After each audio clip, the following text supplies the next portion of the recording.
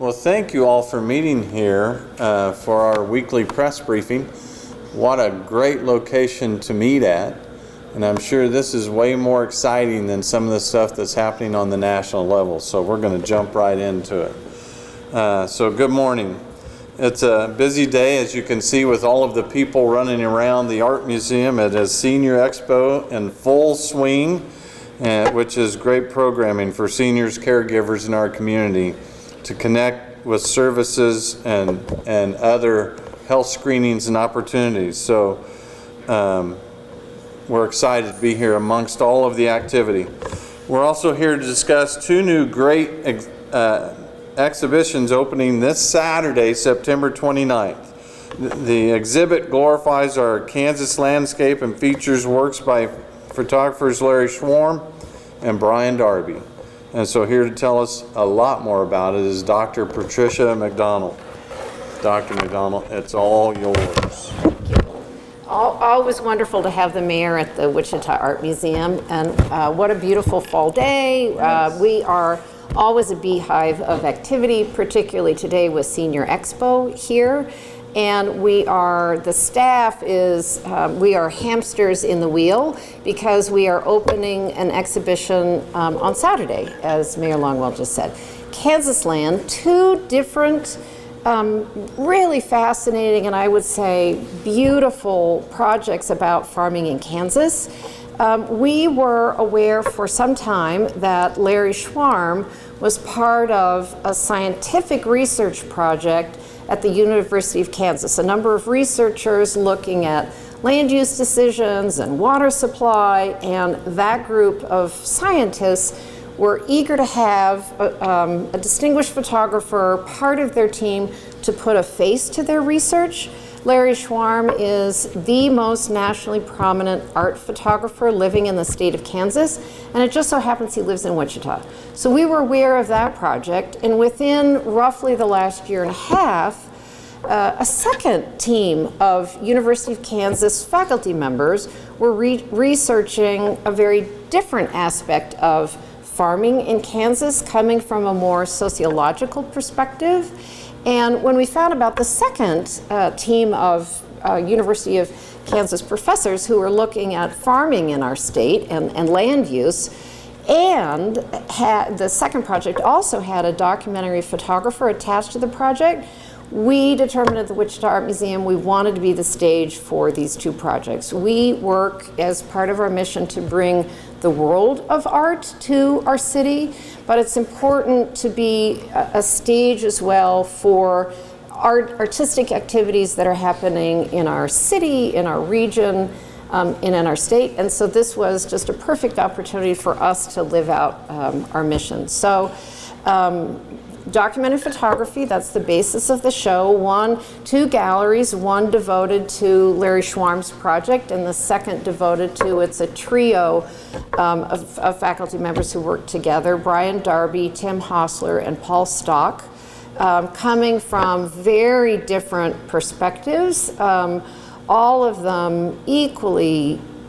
probing and gorgeous. And if you like landscape and you like landscape in Kansas, you need to come here. The other thing that I would say is that it's both the land, but there's some incredible poignancy to the people who work the land. And in that way, I think Wichitans and people in Kansas will really respond wonderfully well to this exhibition. I'm really proud as the director of the museum that we're staging it for our audience. We've had some wonderful supporters for the exhibition. The DeVore Foundation helped us, as well as Doug Brantner, Sonia Greteman and Chris Brunner, and Sandra Langle. We do little without the help of donors coming forward, and of course the city of Wichita is an important part of everything that we do here at the Wichita Art Museum. So thrilled to be kicking off our fall with the exhibition we call Kansas Land, and always happy to welcome Mayor Longwell to our building. Thank you so much, and as a extra treat, we don't want to put him on the spot, we actually have the artist photographer here with us, and so thank you very much for being here, and certainly we appreciate your work, and people will have an opportunity to look around and and see some nationally recognized work, and would invite the artist here in a moment, if you would like to share any thoughts about this, to come up. But also want to thank a couple of other folks. As mentioned, we can't do this without the support of our community and some generous donations. And so a donation by Kobe Sandlin of Sandlin Realty really helped us bring this together. And so that's very much appreciated. And so we will open up this new exhibit for an early preview for all of you that want to go back and experience it. But very thankful that the artist is here. And anything you would like to add? Well, I'll just briefly explain what my part of the exhibit was about. The University of Kansas got a National Science Foundation grant to study why Kansas farmers plant the crops that they plant, and their ultimate goal was trying to determine whether it was going to be economically feasible in the future to grow crops for biofuels. But in order to compile this data, they went back both historically, looking at all the records that they could, obviously looking at it currently. They sent out researchers that interviewed the farmers and asked them specific questions, but also trying to project into the future. And as Patricia said, at some point somebody mentioned to them that they were collecting all this scientific data that's going to mean a lot to them, but it's not going to mean much to the general public. So they hired me to be the person that went out and put a face on the project. Who are these people they're talking about, and what are they talking about with these kind of crops? And one of the things that happened sort of coincidentally, I mean, it was definitely part of the project, but the year that I got involved with it was in 2011, which was the start of a 2-year historic drought in Kansas. It's drier than any summers, particularly 2012 was the driest summer in the history of record keeping in Kansas.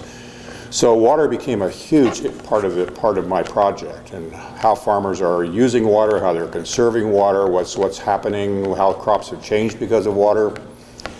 And the last photograph, my first one was where, actually I did mine a few from earlier times because I've been photographing the Kansas landscape and farmers for the last several decades. So I did take a couple earlier ones. I think there's one maybe from 2007, but primarily they start in 2011, and the last photograph in this exhibition is from 2017. And along the way I met many very gracious people that invited me into their homes and let me ride on their tractors and their combines with them and talk farmer talk. So awesome. It's been quite a pleasure. Thank you. Thank you. Absolutely. So this is perfect opportunity to open it up for questions from the media. Larry, if you could get back behind the podium, but watch your hands because we're hearing the tapping on our mics. Can you talk one more time just about what you saw through your lens as being maybe a challenge or a joy for Kansas farmers? What did you see through your lens? Maybe even reiterating the water aspect, since that's been such a challenge for them this year. Mm-hmm. Well, probably the joy of it is that almost 100% of the people that I talk to really love their land and they really care about their land.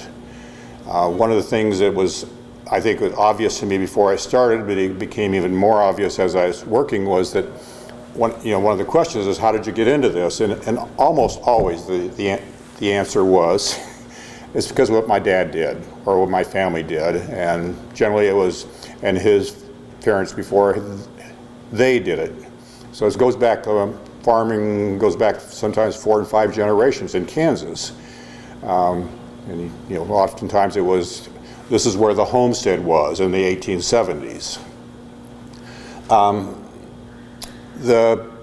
Maybe the downside of part of that was that because of the way economics are now, farmers are having to consolidate and plant more because the profit margins are so much lower. And what's happening is that it's sort of forcing out the small farmers. Farmers that are being successful are the ones that are buying more and more land, and as they buy more and more land, they have to buy bigger equipment, so it actually takes fewer people to farm the same amount of land, but they're getting much more production out of it. And as the production rises, the prices go down, so the profit margin still stays really slim. And I'm seeing people kind of being more disassociated with the land. Small communities are drying up because there's the populations in western Kansas, where most of my work was focused towards western Kansas. Population's declining, and the number of farms is definitely declining, but the farms that are there are being much larger. So. If you were to summarize what you hope people learn from seeing your work, what would the takeaway be that you'd want them to experience? What I would like for them to take away is that as subtle as Kansas can be, it is incredibly beautiful, and it's something that I grew up on a farm in western Kansas, so I think I'm tuned into this, but there is so much to see out there, and the average person that drives through Kansas thinks there's nothing to see out there, and so I'm hoping that maybe my camera helps them see what I see, and maybe they can be a little more in tune to the land. That's great. Thank you. Any other questions? Thank you. Well, we appreciate you being here, and enjoy this great fall weather, and want you to also enjoy the capture of Kansas here, and hopefully people enjoy truly the beauty that we have in our great state. So thank you all.